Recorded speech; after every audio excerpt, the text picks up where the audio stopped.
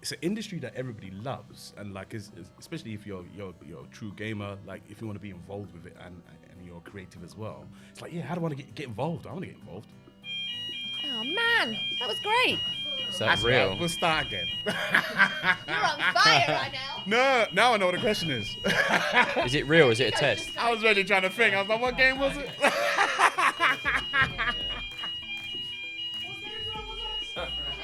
Carry on.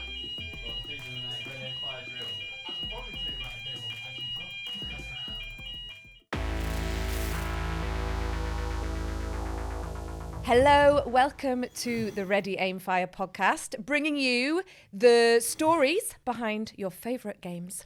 From the talented people who bring them to life. And today we have with us the wonderful Inel Tomlinson. Hey. Whoop, Thanks for whoop. having me. Thanks for being here. It's a nice little setup, man. Not bad, is It's it? I like it. Yeah. The colours are cool. Actually.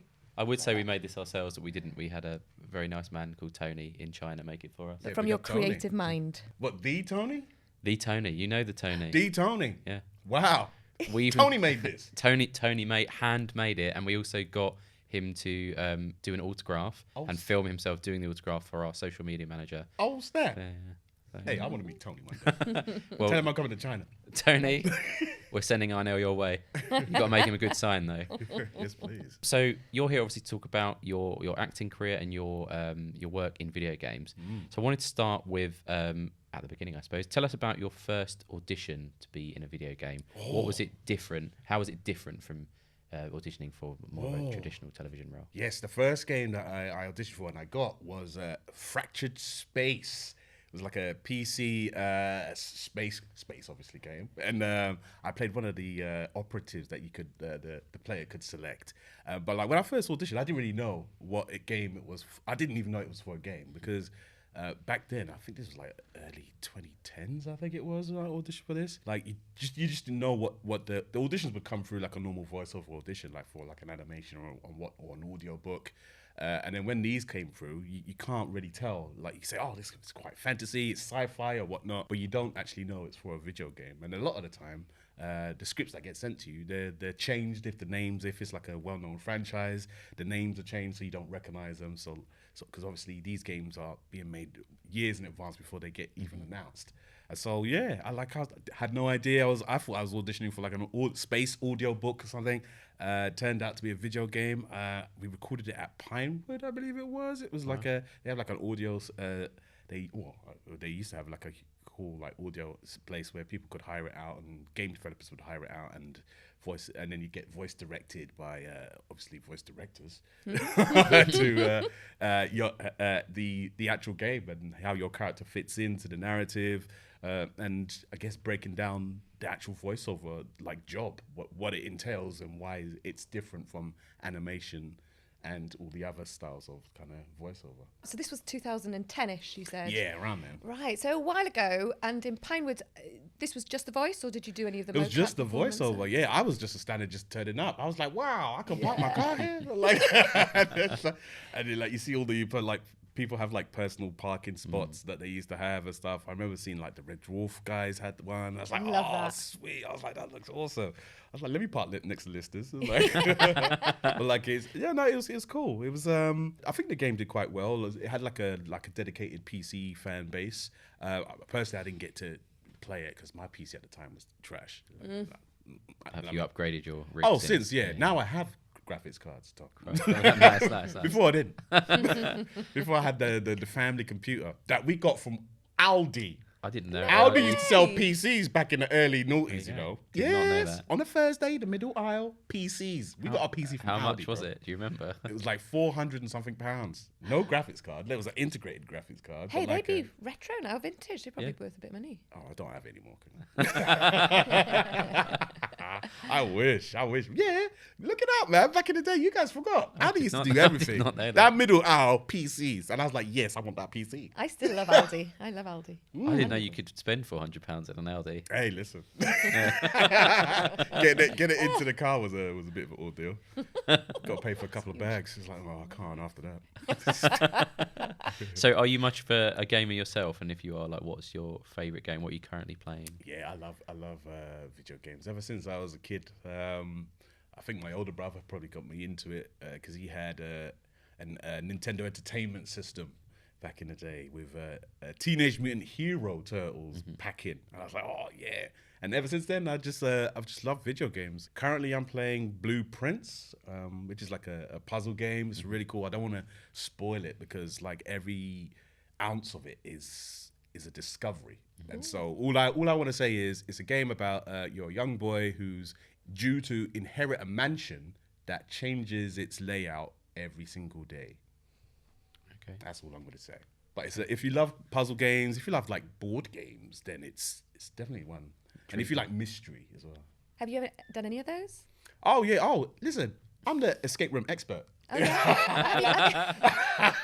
Have you acted in any of those kind of games? I did any of those. Because you've got quite the CV of games since Trying to 2010 to now. I'm trying to think now. I've been in quite a few like mystery games and the like, but none that is quite like Blueprints. I think what makes Blueprints different is it does something with the genre that other games haven't really done quite yet.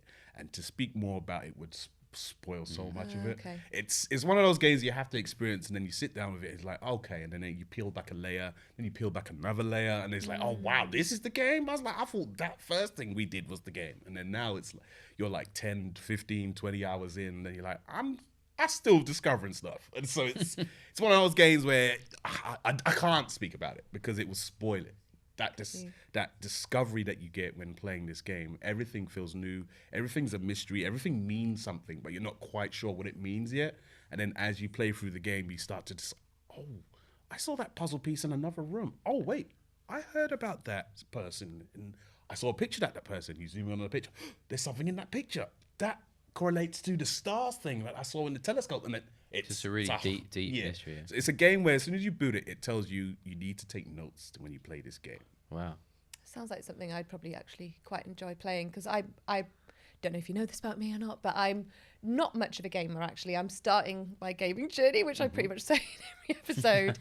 So I haven't played First Descendant, right? Which is yeah. But I'm looking forward to, and as I don't know much Free about to it, play. There you go. Well, is it? Come Well, on. no excuses, right? No excuse. But what is it if you were to sum it up to me, who doesn't, First a lay person? Descendant. Oh, I'd say to a new person, there's gonna be a lot of buzzwords. Like to gamers listening, they'll understand. It's like it's a free to play action looter shooter. So what that kind of means is it's a third person game where you select your hero, your character. There's a story narrative behind it. It's a run and gun shooty game. Everybody has like specific powers that are unique to that particular character, and you can play it like solo or multiplayer along with friends. And it's a game where as you defeat enemies, you discover new like artifacts, new equipment, and then you get to equip that and make your character look cool and impressive, and then you rinse and repeat that process throughout. You play a character called Keelan, right? Keelan, yes. What can you tell us about Keelan, and what can you tell us about the process of getting that role and getting into that character? Again, it's like you never really know what you're auditioning for until you actually get it, and then the industry's getting better in terms of like letting you know in advance what games that you're potentially working on. Before, it used to be very protective, and it used to be quite hard to find out information, and you'd be like, I don't know what game this is, but I'll do my best. But with First Descendant, Keelan, he's a new operative. He's a black guy with shades. He's like the coolest guy that's part of the unit, and I was like, oh, I get to play him. I like when they showed me like the concept art for him. I was like, oh.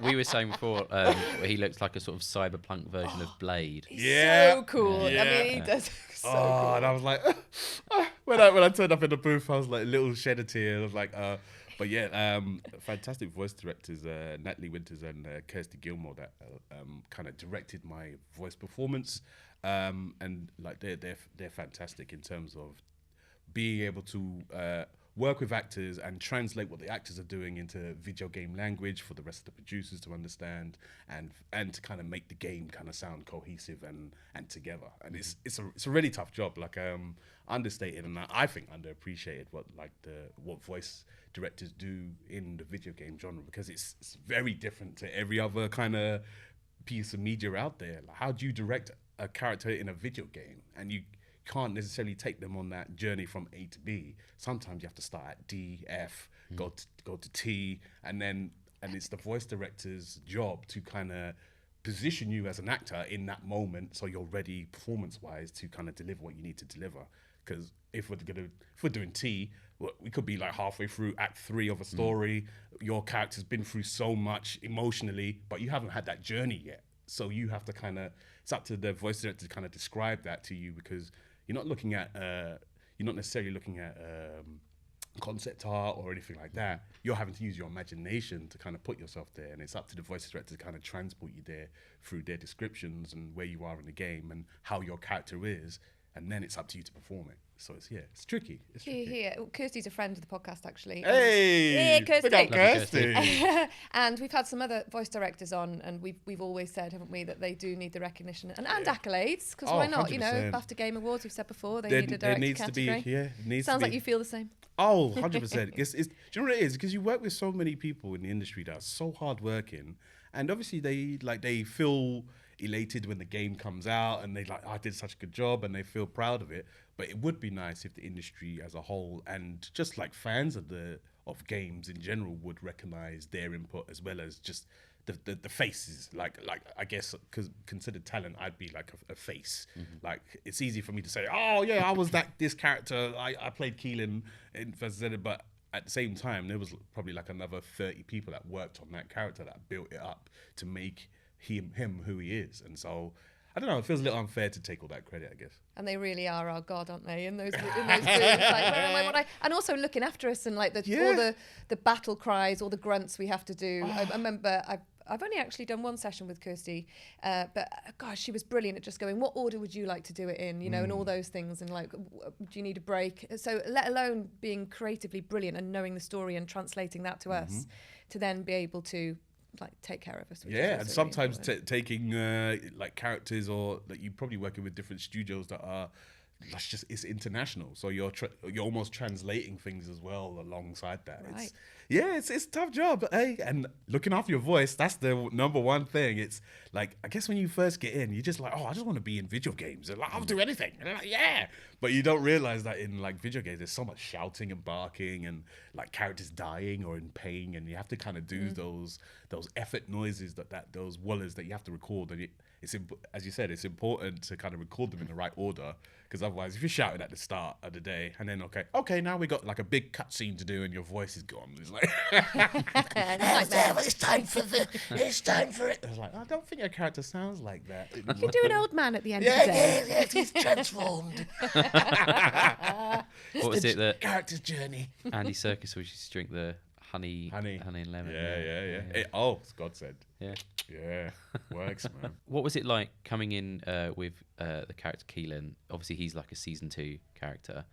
Was there like an established fan base that you needed to sort of please? Were you nervous at all that they were going to embrace him? I guess you always are as an actor coming into like a franchise that's already established, because you want to carry on the hard work what everybody else has already started, and you don't want to be like the weak wheel that's come along and then it's like, I can't quite keep up with those. But like the community have been really nice. Like people love it, especially when the trailer, like the reveal trailer for Keelan came out. People really enjoyed it, and I was like, oh, good, because it's like nice. And yeah, it's a popular game, obviously, like internationally, because it's a free-to-play game. A lot of different countries, they love different aspects of the games. But like, yeah, people really love the character, which is nice. Because I've been in like a few franchises, and it's like, I'm super proud and happy to be involved in this franchise, but you never can tell how the fan base will take your input or your rendition of a character. It's difficult. It's hard to tell. You're just on the firing line. Speaking of the firing line, so you segue. play a character called Quartus in Space Marine 2. Ah, yes. Quartus. Ooh. Yeah, finding out about Space Marine, again, that's just like another situation where I was like, I've known of Warhammer ever since I was a kid. And I've known about it. I haven't kind of delved into it to a huge degree, but like I have friends that are huge Warhammer fans, and so when I found out like I was in a Warhammer game about to play an integral Space Marine, I was like, oh, okay. I was like, I got not that I don't bring the A game all the time, but I was like, I got to make sure This one This is is big. good. Yeah, it's because I know it's going to be a big deal. And luckily enough, the development team, they were so far ahead in terms of developing the game that they were and obviously because they had the predecessor of the first game that came out a few moons ago, it was nice to kind of it was nice for them to kind of show stuff that they've been working on and looking at the different grapples and things. And it's like, this is the sort of thing you're going to voice when we're doing our executions. This is the animation that's going to go with. And obviously it was like early stuff, but like when you get to see it, it's like, okay, yeah. All right, I know what sounds I need to make. I need to make my Space Marine sound impressive. And I guess that's the thing. It's all part of the, I guess in the lore in terms of like these Space Marines are not scared of anything. No. And it was one of those things. It was again like with fantastic voice directors. We had Josh Whedon on this one. It was always making sure that your character is Quartus. He's the bulwark. He's the guy with the shield and the sword, and he goes in first. Like, so he can never be scared because he's got his brothers behind him, and he's relying on his brothers to protect him from behind because he's going straight in. And so it was with that. It's like, okay, that's who he is. That's Quartus. He doesn't shy away from anything.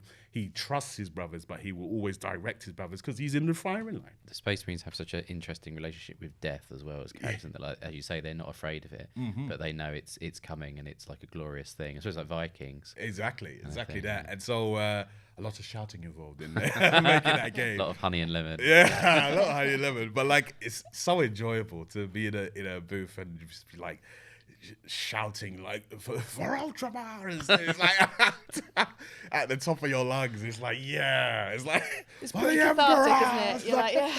It's like, oh. Then they're like, yeah, we're gonna need another 4 of those.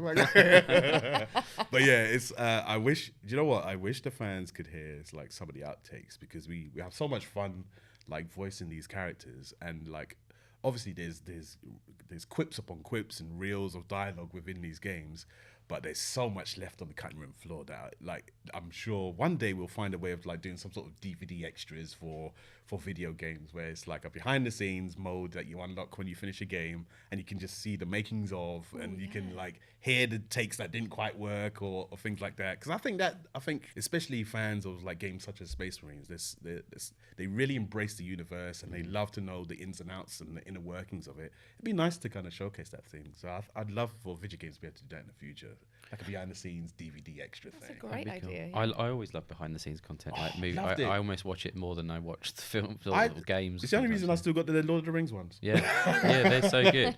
Yeah. So I know online that I don't know if you've seen amongst the fans of Space Marine 2, Quartus has been getting a lot of flack for getting in the way while people are shooting. So would you like to take this moment to defend Quartus? Quartus is never in the way. Listen, he is where he's supposed to be. It's up to his brothers to be getting his back. Listen, make sure. Because I love it. Because every time I got some like friends like content creators, and when I used to watch them play Space Marine, they'd always have the bulwark there, and I was like, good. But yeah, he's never in the way. Never in the way. There you go. You heard it here first. If anything, you're still alive because of him. There you go. That's a good way to think about it. Defending your character. I like it.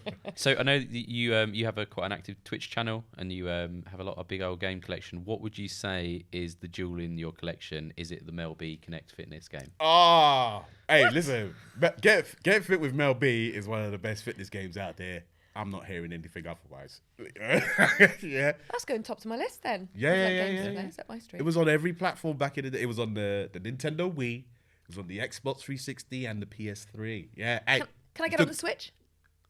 No. Isn't there a Nintendo like fitness circle? There is. thing? There's Ring Fit Adventure on Ring Fit. Nintendo. Okay. Switch. There's a few fitness games on Nintendo Switch. Is that with the do you need? You can do it on the Switch. It comes with the ring. Comes with all the. Oh, comes that with all the sounds equipment. fun. Yeah. Okay. No, I love fitness games. I'm so sad like they died out because there was a generation of I guess it was the 360 era where there was so many fitness titles that came out. Your Fitness Evolved, Dance Central, like Zumba. Zumba even had their own game, and I was like, yeah.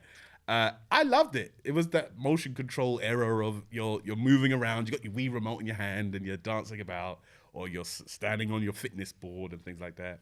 But yeah, it isn't my favorite game, but like It's up there. It's up there. It's up there. I'm a big Picross fan, and so I have Picross is like a type of puzzle game like Nintendo and Jupiter make, and they've been making it since like '96 or something like that, consistently for every Nintendo platform, even on the Switch as well. And I just love playing them. They're just like nice little puzzle games to start the day. So I'd say it's probably one of those. So you're definitely a puzzle fan. Love me established. puzzles, man. Yeah. Okay, cool. I feel like a lot of people assume I'm like the action guy. I love action, but yeah, puzzle games. A good puzzle. Yeah. Love me a good puzzle. Me too. I love Tetris. Is that a puzzle? Oh, it's That's a puzzle. puzzle. Listen, you have it.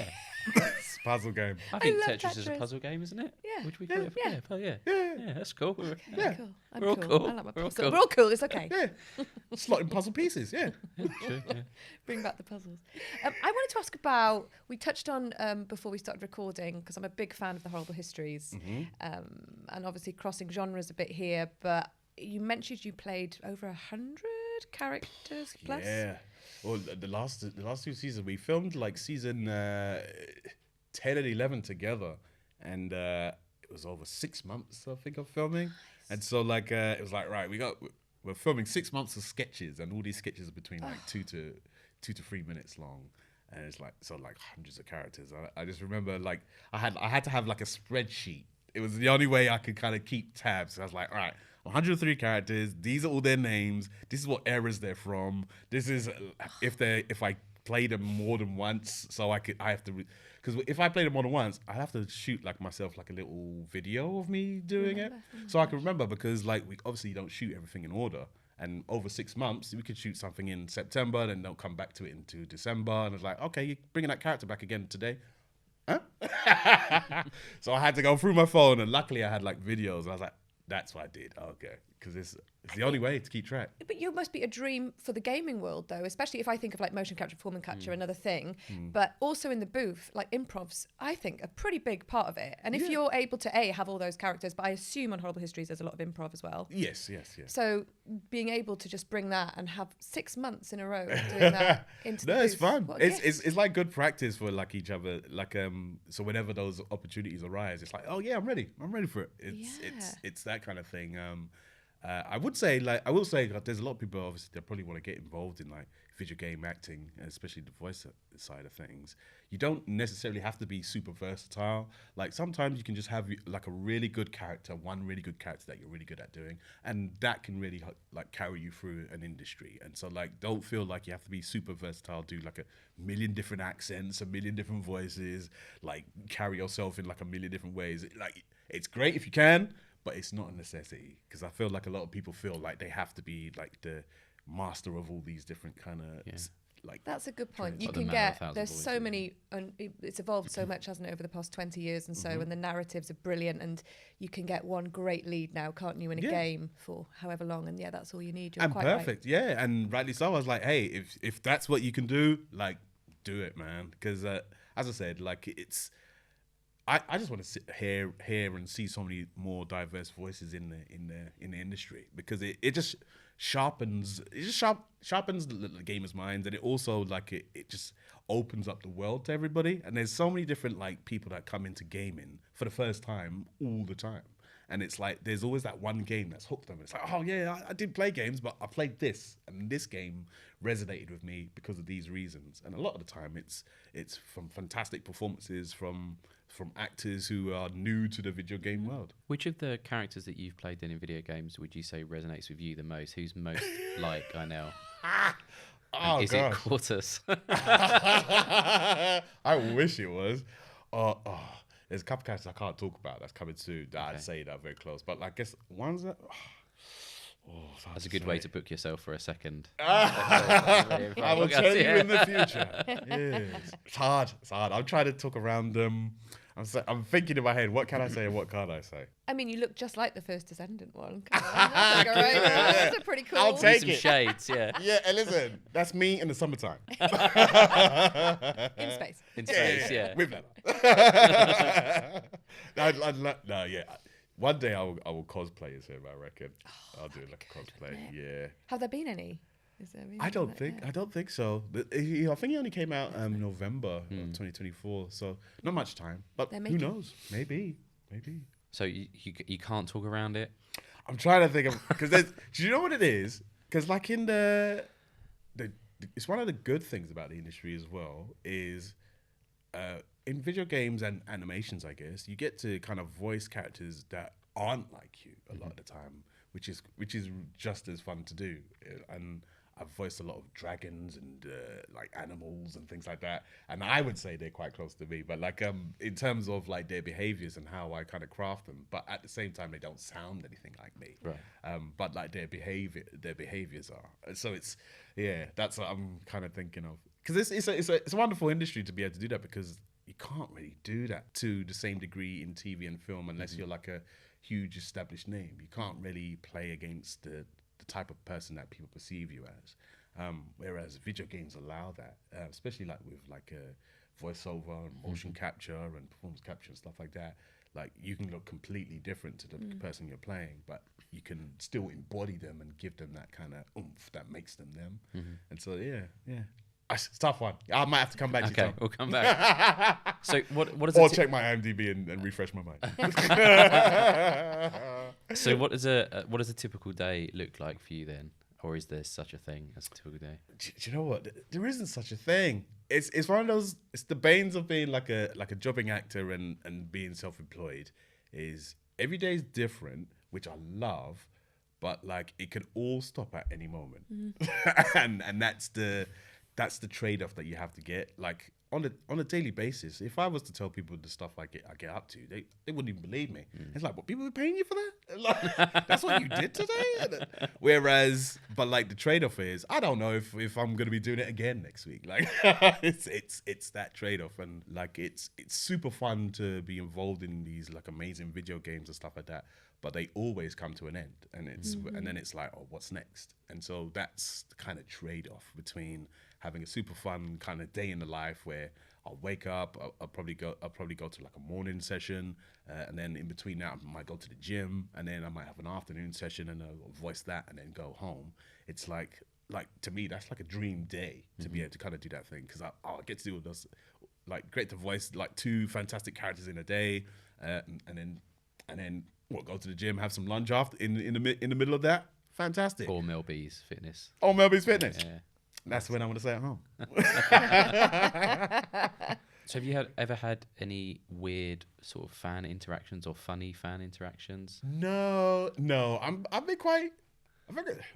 I don't think the word is lucky, but I've been quite fortunate in terms of most of the people that like recognize the work that I do and enjoy it. They're really pleasant and they're really nice.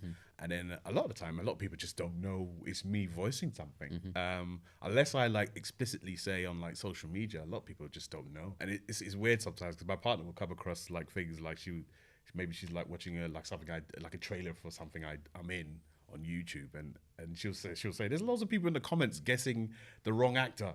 Why don't you just tell them it's you? And I can't. Like, I can't be that guy in the YouTube comments. Oh, by the way, guys, I think you'll find it's not who you think it is. It's actually me. I can't do that. It's like, if they figure it out, they figure it out. If they don't, they don't. You don't, It's yeah, like, yeah. But it's nice. It means I can kind of live on the peripherals of it, and I can observe like safely, I guess. And it's nice and see what people appreciate. I try not to like look at that stuff because I don't want it to kind of affect my mood, if that makes sense. Because obviously, like a lot of the time, most people are being really friendly, but like sometimes, odd occasion, you might see or read a comment that is a bit, not as positive. Yeah. And so I'm fully aware of how that can kind of, like a personality like mine, how that can kind of just shift my entire day. And so I was like, just don't put myself in that situation. Just won't look. Very wise. It is the Wild West, isn't it? You just don't know. Yeah. And it's always the one It's negative just one. out of It like could be loads like of positives. Don't read thousands the of like really comments, nice ones, and then Human one is like, nature. hey, what's that? What? I always remember Ben Affleck's story about when he got cast as Batman, and they said to him, "Don't go on the internet for a couple of weeks." And he was like, "I'll be fine." And he opened his laptop. He's like, "Okay." How did they find my address? With what you do, what would you say has been your best or most rewarding day at work so far? Oh, that's tough. It's all about the tough questions here. Yeah, I'm old, Tom. You'll get me to cast my mind back. What's the proudest? Yeah, well, yeah, sure, yeah. What's been the best day, most happiest fun, day? most made It most is proud? so hard to answer in our job because, like you just said, no 2 days are Don't the stand same. up for him. I am. Listen, I feel like this is really difficult. It Whose team are you on? It's a really. I'll tell you what. There was actually a really good day last year. We were filming Horrible Science. It was September, and the weather was gorgeous. I think it was like 25 degrees outside. The blue skies. It was nice breeze, so it wasn't too hot, and we were filming outside, and it was just nice vibes. We had like a set dog, Inky, who was like running around, and like the dog was loving it because we're in like we're filming on some crazy Resident Evil mansion, like real life Resident Evil, where it's a huge glorious mansion upstairs, and then one floor down they have prison cells, and then one floor down below that they have a laboratory. Oh. It's real life Resident Evil, right? Where was this? Yeah, where is Exactly. it? So I can stay away from it. It's closer than you think. Oh god. But like, I just remember like I was filming there, like beautiful grounds, like the whole team are there, dogs running around, and to the point where we got the dog involved in one of the sketches. It's like, oh, we need someone to like walk across shot like a dog owner.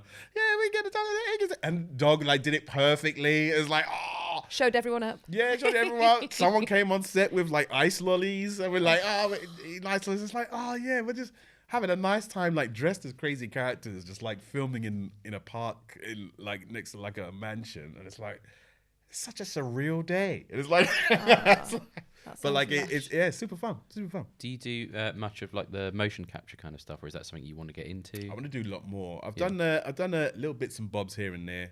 I was really fortunate enough to have like Neil Newbon be like a teacher of mine, and he's taught me a lot of the stuff in regards to like motion and performance capture. But I'd love to do a lot more of it. Love to. He will always say like it's the closest thing to theatre, and I remember him saying that. And when you do it, it is. Because you feel so vulnerable. You got cameras all around you. You're dressed in like a grey suit that isn't that flattering, and it's like I thought I was going to the gym, and then it's like, what's this then? Like, and then and you're having to use your imagination so much because you can't rely on costume to help you find the physicality of a character. You can't rely on makeup to make you feel like how you need to feel. You don't have sets. You don't have all the mod cons and things that you would have on like a TV shoot. You just have your imagination, and that's it. And it's like, it feels really raw. And I think that's why we've had so many amazing performances come from like games like The Last of Us and God of War. That we've had like so many amazing character performances come out of rooms like that, because it's just raw. It's just down to you, your imagination, how you as embodying the character feels. It's like, I want to do more of that. I said to my wife the other day, we were watching the latest season of The Last of Us, and I wondered if like Troy Baker's watching it and being like, why didn't they just cast me? Like, I've done this. This Looks is nothing like him. well, true. But yeah, it makes you wonder, like, because there's obviously that blending of the worlds now. He did feature in the first series, though. Yes, he did. Yeah, true. But it took a long time to get a decent video game adaptation on the screen, and now we seem to be getting an absolute glut of them. Yeah, I think. Do you know what it is? It's newer generations of creators coming through, and they're the people that are making these amazing shows now are the ones that grew up playing Nintendo and Sega games, and it's as they've grown up, they've learned, they've gone through the ages as gamers, and they know what they like, and they know what really works for gamers. They've played all the iconic games like Metal Gear Solid and things, and it's like, okay, now they're in a position to make something video game related, and that's why I feel like it's working so well, because they're not kind of shoehorning it, if that makes sense. They've grown up with it. Yeah, it's letting it be its own thing. Yeah, letting it be. Yeah. Can I just ask about your comedy duo with Johnny? Yeah, Cochran? with Johnny Cochran. Yeah. Because everything you're saying, you're obviously largely massively experienced actor, But with comedy, am I right or wrong in thinking if you guys are creating your material, there's a lot of directing involved, etc., and obviously writing and developing. Have you ever been tempted, I don't know, with potentially with games to go, and speaking so fondly of voice directors, which I know is a very hard job, to go the other side of it all, or have you been the other side of? I would love to. I've attempted to make my own video game many a times. It's like a skill that I've just always wanted to kind of learn. Like I've dabbled with like game engines like Dreams and Unity and Unreal, even Game Maker and a few others. Like I've tinkered away, and I can understand them, but I also, it gives me it makes me appreciate the industry more, because it's so hard to make a game, and just even to just get like things moving in the right way without it conflicting with other things. You've made a script that suddenly changes everything, and it's like, oh, where did I, in the code did I put that? I've only just learned C sharp, and now I'm trying to like untangle this web, and then it's like, okay, why did I code that in JavaScript? That doesn't make any sense. And so like it's all like various skills that I'm like learning. But then as I'm learning it all and how to build a game, I'm realizing how massive it is, and it makes me appreciate game developers even more, especially solo developers who manage to kind of by themselves like churn out a video game that like millions of people love. It's like, I was like, yeah, it's difficult. Like this is, I've always said this in any medium, whether it's screen, theatre, games, just to have a certain level of understanding of everybody else's jobs, whether it's on a mocap set or whatever. So, I mean, you don't need to know exceptionally well, but wow, it just changes your perspective, doesn't it? It does. I think it makes you appreciate the people you work with as well. And my thing is, I would always say talent should always do that, because it's very easy for, especially the way you're treated as like talent on a set or on a production. Everyone like runs around after you, and and they baby you, and they're like, oh, well, follow me, oh, I'll bring you your lunch, or do you want a cup of tea, do you want anything? And like they look after you so well, it's very easy for your ego to go, yes, I am very important. and you forget about everybody else around you who's working hard. And in this industry, like you see so many people just working overtime and hard at what they do, and they've done it for like decades, and like you've only just come in because you're lucky and you did a really good audition once, and it's yeah. And so it's no, I think it's one of those things that you just have to appreciate the people around you, and as you say, the more you learn about what other people do, the bigger the appreciation grows, I think. Funny story, not that funny, but I remember being a guest on something once, a TV thing, and the runner was coming to get a cup of tea and to do breakfast, and I was, not needed very much. So I was like, no, I'll do it. And she was like, no, please let me, because it's actually my job. I was like, oh, right. So there's sometimes like, oh God, okay, actually, no, yeah, because like I need to do that. I was like, oh, right, good point. So I was like, okay, I'll let you, if you have to make I've got to be doing something. Yeah. In that case, I'll have a cappuccino. Yeah, exactly. Please go to... I said goat's milk. From Brett on Wardour Street now. I always think about those. You'll realise, I know, that my superpower is telling other people's stories as if they happen to me. But there's a story from Mel Gibson on the set of Braveheart, where his son was there to visit him during a battle scene. So those of extras everywhere, obviously all knackered, covered in blood. And one of the extras like snapped his fingers at his son and said, like, go and get me a drink. And he sort of looked at Mel Gibson, like movie star director, was like, what do I do? And Mel Gibson was like, go get me a drink. Like, he's tired. He's tired. Yeah. He's tired. Get me a drink, man. You heard him. I would have taken the Claymore and just... I'll straight across. Yeah.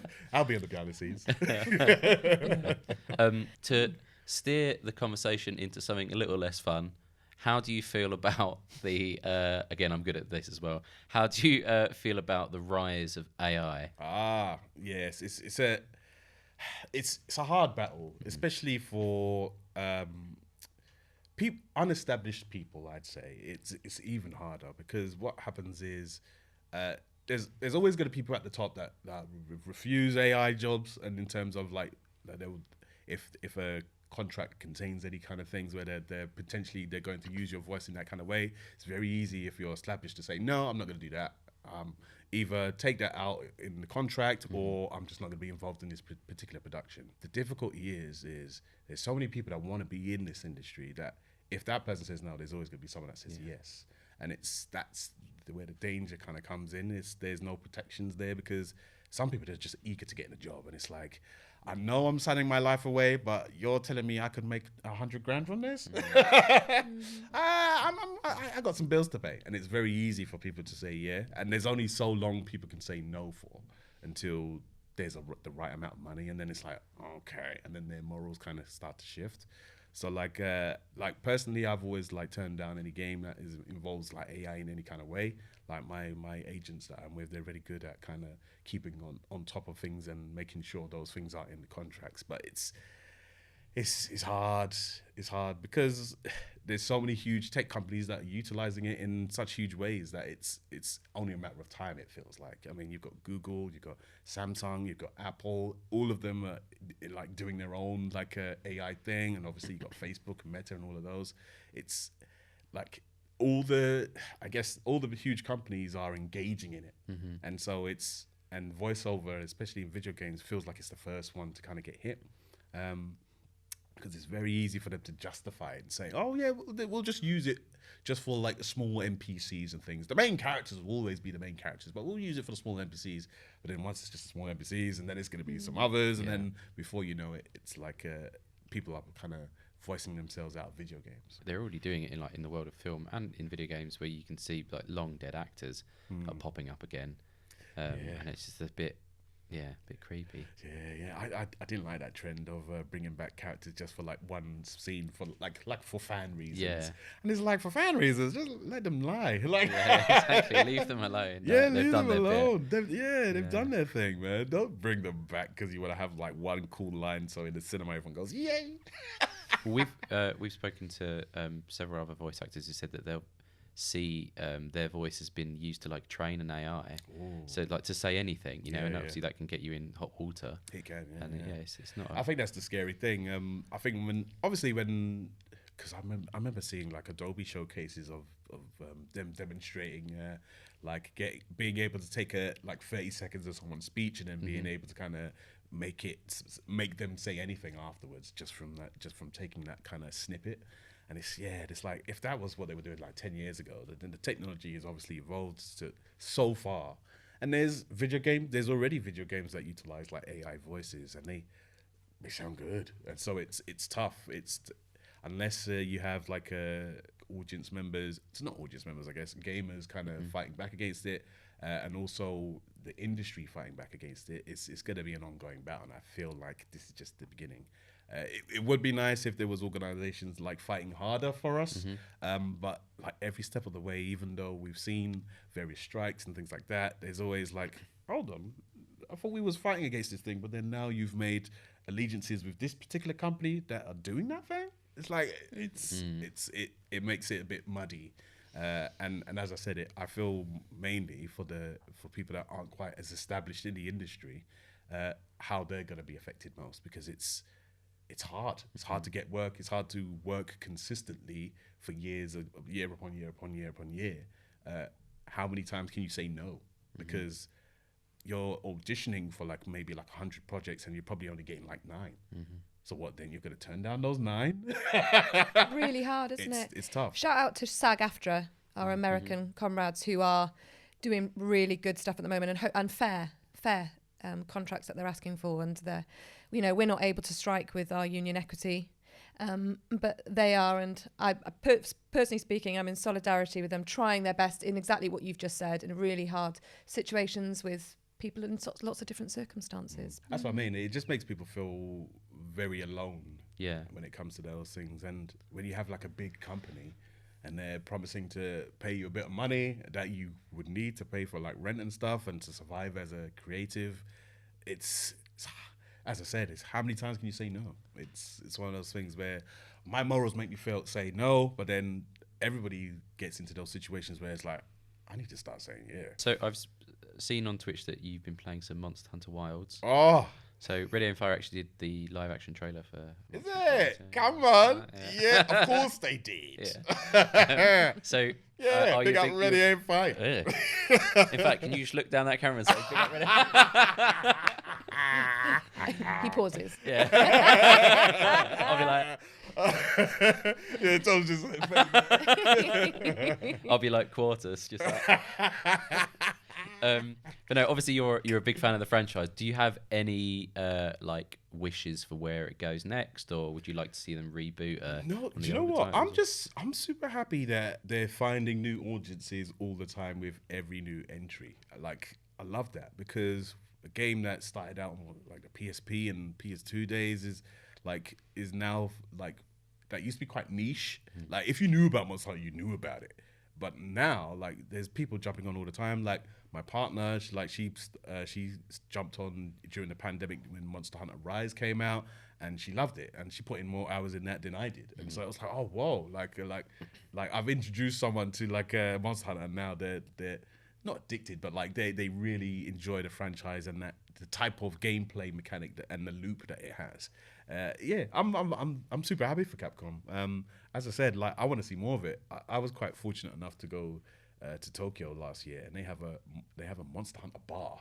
Oh, cool. Yeah, and when you go there, they feed you. You can order the same food that you can get in the game, and it looks exactly like it. And I'm like, yeah, I want that. Give me some bunny dango. I want that meat on a stick. Like, give me that. And it comes, and it looks exactly like it. It's like, yeah. We built a prop of the meat on the stick in the trailer where the chef holds it up, so we had to have that made. But they flew in a giant greatsword, a bone greatsword. Nice. It's like 7 foot long. Oh yeah, it's crazy. I've seen like the insect glaive in the bar that they have, and it's like, yo, that's how big it is. Like, no, it's awesome. Like, I'm a huge fan, and then I think after visiting like Tokyo, I have like a new appreciation for it. Like, I haven't quite played the mobile one yet, but like, who knows? Who knows? What's your weapon of choice? Oh, I'm the insect glaive all day. Insect glaive. All day. I'm the guy that's flying around, bouncing, shooting the insect out, getting my extracts, coming back, doing my fancy moves and flips. It just looks super fancy when you do it right. And like, when you're in the midst of like fighting a big, huge monster, the music's like playing, you got the orchestra behind you, and then all of a sudden, can't be beat. Mocap. I mean, that was brilliant mocap right there. I don't know why they don't hire me.